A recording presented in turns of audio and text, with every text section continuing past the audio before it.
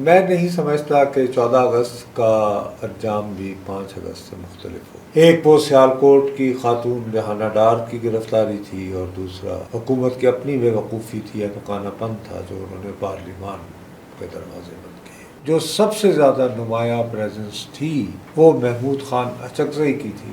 10 سال سزا سنانے کی وجہ سے ان کو نااہل کر دیا گیا ہے۔ حکومت کو یہ موقع دے رہے ہیں کہ جی وہ اپنی پسند کا بندہ نامزد کر کے انہیں ضمنی انتخابات میں الیکشن کرنا ہو۔ دانیال عزیز نے ایک حوالے سے کنوے کر دی کہ سپریم کورٹ سے نااہلی کے باوجود آپ اس بات کو ڈینائی نہیں کر سکتے کہ شکر گڑھ کے لوگ مجھ پر اور میرے خاندان پر اعتبار رلائی کرتے ہیں۔ اور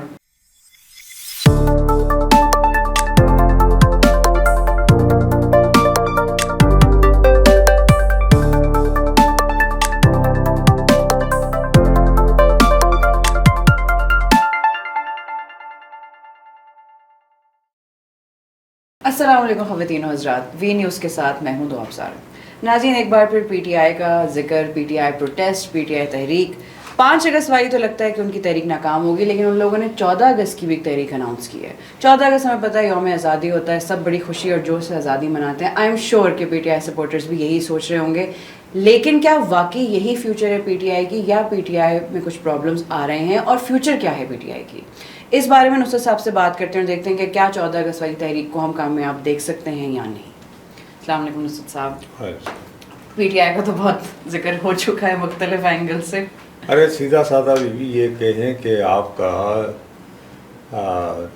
ظاہر آپ 2 آپ میرے ساتھ ولاگ کرتی ہیں، ایک آپ نے ایک تو پی ٹی آئی پہ کرنا ہی ہے آپ سر، نے کرنا ہوتا ہے، اور اس خیال سے کہ جی لوگ سننا چاہتے ہیں اور شاید دیکھنا اور سننا، اور کلک اینڈ بیٹس جرنلزم کا شاید تقاضا، تو میں نے بھی کمپرومائز کر لیا ہے کہ ٹھیک ہے اگر یہ ہے تو میں نہیں سمجھتا کہ 14 اگست کا انجام بھی 5 اگست سے مختلف ہوگا۔ آپ کو لگتا ہے وہی ریزلٹس ایکسپیکٹ کر سکتے ہیں ہم؟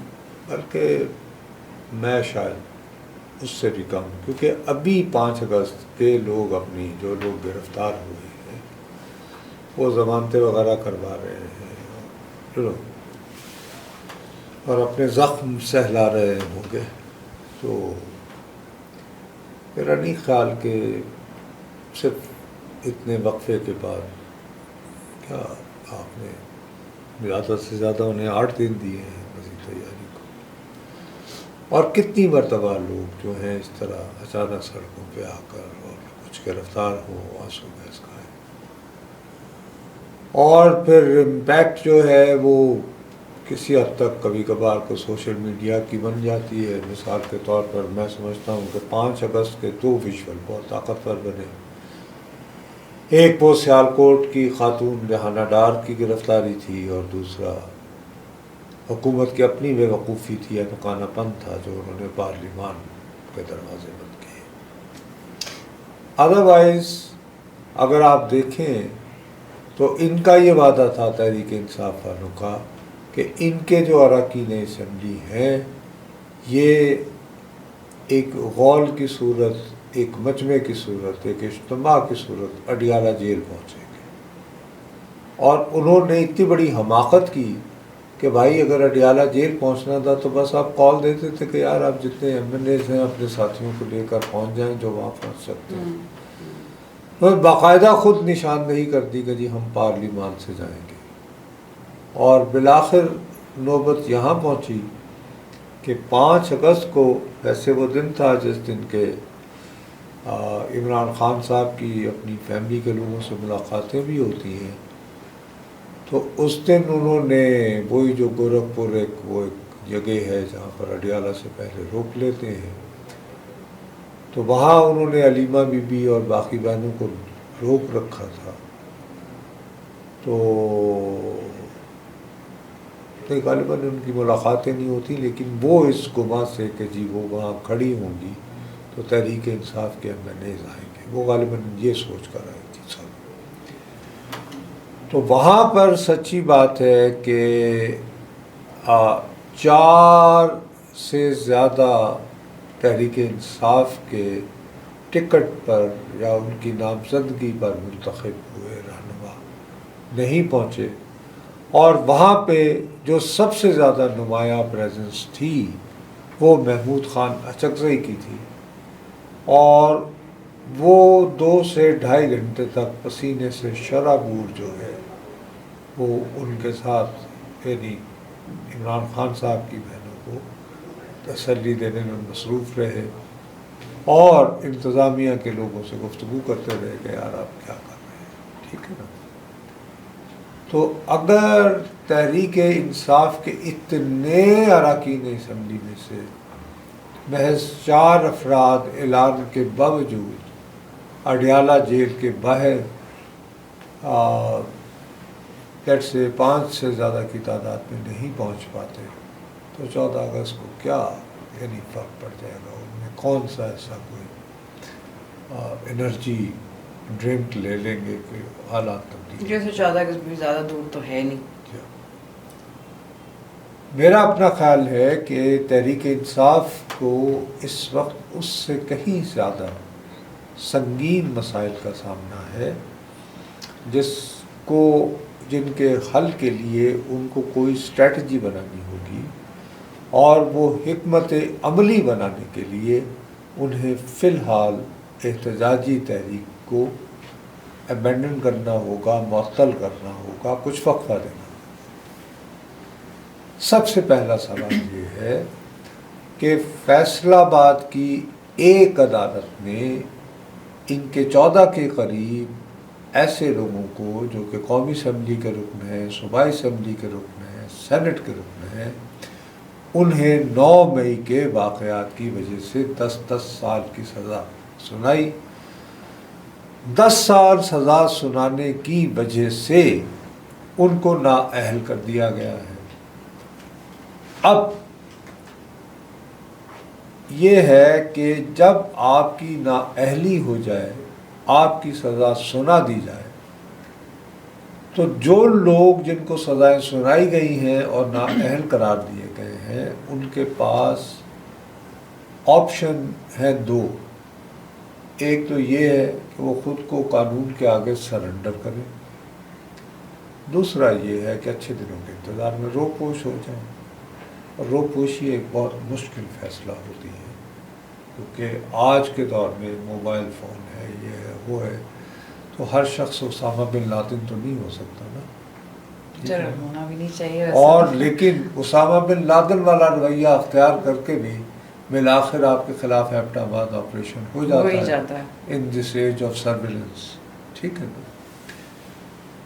تو اس میں خیر زیادہ بہتر اسٹریٹجی یہ ہے کہ جی کڑا کر کے آپ قانون کے آگے سرنڈر کریں اور ضمانت کے حصول کی کوشش کریں، نمبر 1، اور ساتھ ہی جو آپ کا حق بنتا ہے کہ مثال کے طور پر مجھے ایک نچلی عدالت، پہلی عدالت فرض کریں، خدا نخواستہ اللہ میرے منہ میں خواب میرے ہاتھ سے قتل ہو جائے، تو میں سب سے پہلے میرے خلاف مقدمہ سیشن جج میں چلے گا۔ فرض کریں سیشن جج جو ہے وہ مقدمہ سننے کے بعد یہ فیصلہ کرے کہ ہاں میرے ہاتھوں قتل ہوا ہے اور مجھے جو ہے وہ پھانسی کی سزا ملنی چاہیے، تب بھی میرے پاس کم از کم 2 آپشنز موجود ہیں جن میں میں اپیل کر سکتا ہوں، ایک ہائی کورٹ اور سپریم کورٹ، اور مجھے خود کو پھانسی کی سزا سے بچانے کے لیے یہ دونوں آپشن ہر صورت استعمال کرنے چاہیے۔ تو میری دانست میں سیاسی بقا کے لیے 10 سال کی قید کو کوشچن کرنا چاہیے، اور اس کے لیے آپ کو بہرحال قانون کے آگے سرنڈر کرنا ہے۔ پھر ضمانت آپ کی کب لگتی ہے، ملتی ہے، نہیں ملتی، آپ کے خلاف فیصلہ سسپینڈ ہوتا ہے یا نہیں ہوتا، لیکن بہرحال آپ نظر بظاہر آپ ایک قانونی جنگ لڑتے نظر آئیں گے۔ تو قانونی جنگ لڑتے ہوئے آپ میڈیا سپیس بھی آپ کو کوئی نہ کوئی اٹینشن تو ملتی رہے گی نا، اور آپ وہ بھی تو ایک تحریک ہی ہوگی نا، ایک حوالے سے اس کا ایک پہلو ہوگا لیکن وہ تحریک ہی ہوگی نا. سملرلی دوسرا یہ ہے کہ بھئی جن لوگوں کی نااہلی کی وجہ سے سیٹیں خالی ہوئی ہیں تو اس کے بارے میں خان صاحب کا انتہا پسندانہ میری دانش میں رویہ ہے کہ جی ہم الیکشنز نہ لڑیں. میرا اپنا خیال ہے کہ یہ ایک غلط رویہ ہے کہ آپ تو اس کا مطلب ہے کہ خود اپنے ہاتھوں سے حکومت کو یہ موقع دے رہے ہیں کہ جی وہ اپنی پسند کا بندہ نامزد کر کے انہیں ضمنی انتخابات میں الیکشن کرنا ہو.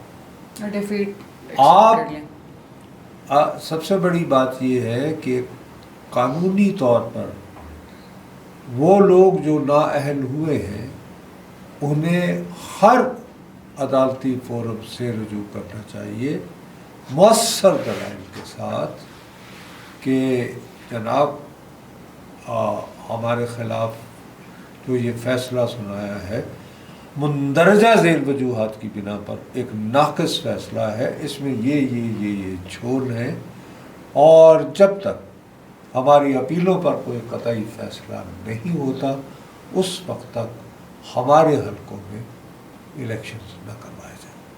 تو وہ سیٹیں خالی رہیں، وہ سیٹیں خالی رہی ہیں. دیکھیے بہت عرصے تک آپ کو یاد ہوگا مخصوص نشستیں جو خواتین سر وہ بھی کیس بڑا چلا وہی بات ہے کہ 1 سال تک تقریباً جو ہے یہ فیصلہ ہی نہ ہو پایا. حالانکہ سپریم کورٹ سے ایک فیصلہ آیا تھا، اس پر عمل نہیں ہوا، پھر وہ آئینی بینچ میں گیا اور پھر اب کہیں جا کر. اسی طرح خیبر پختونخوا سے سینٹ کی جو اس کے لیے مختص نشستیں ہیں ان میں سے آدھی جو ہیں وہ علی امین گنڈا پور صاحب کی ضد کی وجہ سے خالی رہی، وہ بھی تقریباً 1 عرصے تک. تو اگر آپ کی پہلی ترجیح تو یہ ہونی چاہیے کہ آئینی اور قانونی تمام تر جو ہے وہ استعمال کرتے ہوئے آپ جو ہے وہ اپنا کوشش کریں کہ جی وہ ان سیٹوں پر انتخاب نہ ہو جب تک کہ آپ کی سزا کا اور آپ کی معطلی کے بارے میں فائنل ڈیسیشن نہیں آتا. اور اگر فرض کیجئے آپ اس کے حصول میں ناکام رہتے ہیں تو پھر میرا خیال ہے کہ تحریک انصاف کو ہر صورت الیکشن لڑنا چاہیے. کیونکہ اس صورت میں دیکھیے بات یہ ہے کہ جیسے مثال کے طور پر پنجاب میں قائد حزب اختلاف احمد بچر صاحب ہیں، وہ کوئی نوزائیدہ سیاسی کارکن نہیں ہے، ان کا تعلق ایک سیاسی خاندان سے ہے. انہوں نے سنا ہے ان کی بیوی نے کاغذات نامزدگی داخل کی ہے. انہوں نے 2024 کے مشکل وقت بھی 90,000 کی لیڈ سے اپنے مخالف کو شکست دی تھی. تو وہ تو یہ ثابت کرنا چاہیں گے، ان کا انا کا سوال ہوگا، اپنے علاقے میں ساکھ اور وقار کا سوال ہوگا، اپنے ووٹروں کے ساتھ محبت کا ایک بہت بڑا امتحان ہوگا کہ یار میں نے 8 فروری کو جو الیکشن جیتا تھا اس کے باوجود مجھے نااہل قرار دے دیا گیا ہے، تو ثابت کرو کہ اس حلقے کا اگر کوئی نمائندہ ہے تو میں ہوں. اور چونکہ مجھے تو نااہل کر دیا گیا ہے تو اب میری، جیسے آپ کو یاد ہوگا سپریم کورٹ جو ثاقب نثار صاحب کا تھا اس نے دانیال عزیز صاحب کو وہ سابقہ دور حکومت میں نااہل قرار دیا تھا 5 سال کے لیے. تو انہوں نے شکر گڑھ سے جو ان کا آبائی حلقہ ہے جہاں سے ان کے والد چودھری انور عزیز مرحوم الیکشن لڑتے ہارتے اور جیتتے رہے ہیں، انہوں نے اپنی مسز دانیال عزیز کو کھڑا کر دیا اور وہ بہت رسپیکٹیبل مارجن سے 8 فروری کا الیکشن جو ہے، بہت مشکل الیکشن جو ہے وہ کامیاب ہو گئی اور وہ یعنی مسلم لیگ نونی کی ٹکٹ پر کامیاب ہوئی. تو یہ بات جو ہے وہ یعنی دانیال عزیز نے ایک حوالے سے کنوے کر دی کہ سپریم کورٹ سے نااہلی کے باوجود آپ اس بات کو ڈینائی نہیں کر سکتے کہ شکر گڑھ کے لوگ مجھ پر اور میرے خاندان پر اعتبار ریلائی کرتے ہیں اور تو اسی طرح کے سوالات کا سامنا عمر ایوب صاحب کو ہوگا کہ بھائی میں ہری پور سے پہلے میرے والد اور اب میں ہم الیکشن لڑتے رہے ہیں، ہارتے جیتے رہے ہیں، تو ہم کیسے ایک کونے میں بیٹھ جائیں یہ اپنا سر جھکا کر۔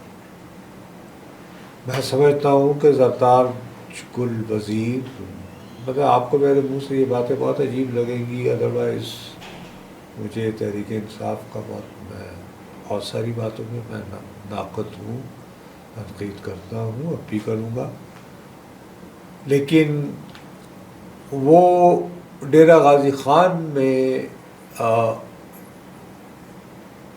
جا کر آباد ہوئی ان کی شادی کی وجہ سے شاید، اور وہ الیکٹ ہوئی، منتخب ہوئی۔ اب فرض کیجئے کہ وہ وہاں سے نائل ہو جانے کے بعد کسی اور کو تحریک انصاف ان کی پسند اور ان کی ترجیح کے مطابق کھڑا نہیں کرتی ہے، تو وہ جو ایک اتنا بڑا ایک قسم کا ایک تبدیلی آئی تھی کہ بھئی ڈی جی خان جہاں پر وہاں کے عموماً مقامی سردار اور وہ لوگ جیتتے رہے ہیں، اس شہر سے ایک غیر مقامی خاتون تحریک انصاف کے ساتھ اپنی وفاداری کی بنیاد پر جیتتی ہے قدامت پرست علاقے سے، تو ان ووٹروں کو جنہوں نے محترمہ زرتاج گل وزیر صاحبہ کا ساتھ دیا، ان کا دل دکھانے والی بات ہوگی۔ اور دوسری بات یہ ہے کہ یہ تحریک چلانا کے لیے تو آپ کو سڑکوں پر آ کر مار کھانا ہے، یہاں تو آپ نے ضمنی انتخاب میں ووٹ ہی مانگنا ہے نا، تو ووٹ مانگنے جو ہے وہ زیادہ آسان ہوگا۔ تو اگر فرض کریں کہ آپ کا اگر کہنا ہے کہ جی ہمیں کون جیتنے دے گا، وہ تو فارم 47 آ جائے گا، تو یار اس بات کو پروف کرو، نظر آئے لوگوں کو نظر آ جاتا ہے کہ اسٹیٹمنٹس تو نہیں نا، اسٹریٹجکلی موو کریں، اسٹریٹجیکلی لوگوں کو نظر آ جاتا ہے بھی الیکشن کے دن کہ کون جیت رہا ہے۔ انتخابی مہم کے دوران آپ بآسانی اندازہ لگا لیتے ہیں کہ اس حلقے سے کون جیت رہا ہے۔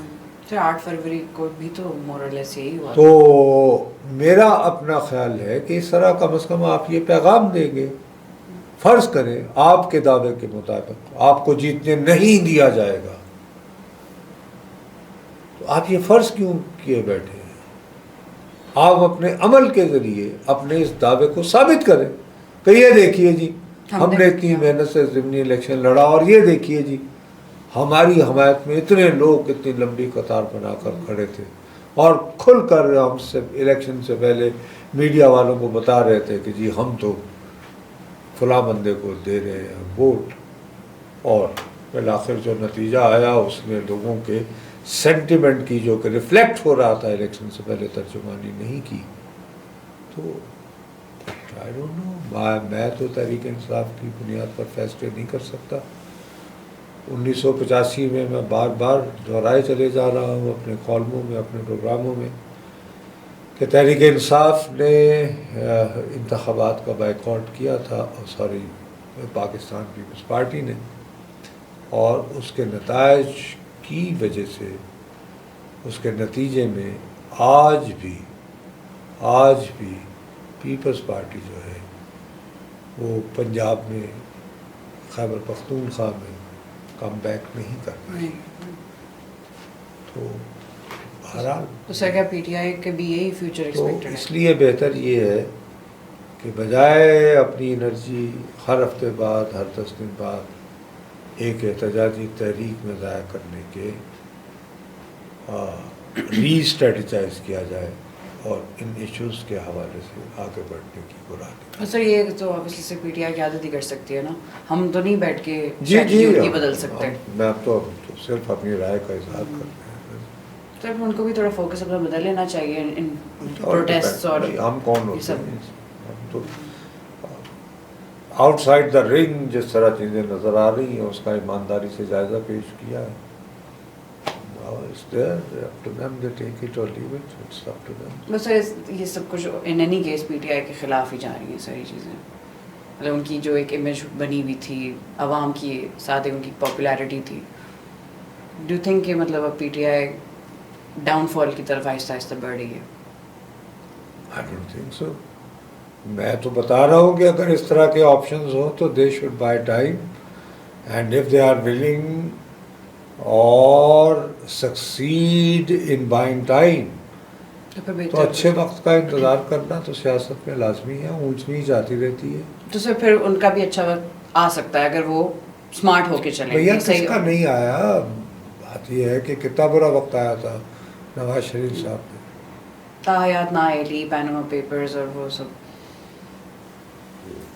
محترمہ بے نظیر بھٹو صاحبہ ایک زمانے میں 18 سیٹیں آئی تھیں 1997 کے الیکشن میں. تو آج پیپلز پارٹی کا صدر ہے. دو صوبائی حکومتیں ہیں. صوبائی وزیر اعلیٰ بلوچستان پیپلز پارٹی کا ہے، صوبائی وزیر اعلیٰ سندھ. تیسری بار سندھ کی حکومت ہے بھائی. تو اونچ نیچ تو سیاست میں آتی ہے. لیکن صرف رائٹ ٹائم پہ اگر پی ٹی آئی کو پتہ ہوگا کیا کرنا ہے تو ان کے لیے بھی اچھا وقت آ سکتا ہے. چلیں سر پھر ہم دیکھتے ہیں کہ کب اچھا وقت آئے گا. ابھی تو کافی لگ رہا ہے کہ مشکلات آئی ہوئی ہیں ان پر پی ٹی آئی پہ. فی الحال تو آفتوں کا دور. چلیں سر لیٹس سی. تو ہم دیکھتے ہیں نیکسٹ ایپیسوڈ بھی شاید ان میں سے کوئی ایک پی ٹی آئی پہ ہی ہو رہی ہو. ناظرین بات وہی ہے کہ جیسے نصر صاحب نے کہا کہ سیاست میں اونچ نیچ ہوتی رہتی ہے لیکن اچھے وقت کا انتظار کرنا چاہیے. اگر پی ٹی آئی پاپولرس پارٹی ہونے کے باوجود بھی اسٹریٹجی اپنی ٹھیک رکھے تو کیا پتہ ان کے لیے بھی آسانی فیوچر میں آئی جائے. لیکن یہ تو وقت ہی بتائے گا. اب تک کے لیے اتنا ہی. وی نیوز سے میں ہوں دو ابصار. ملتے ہیں اگلے ہفتے. اللہ حافظ.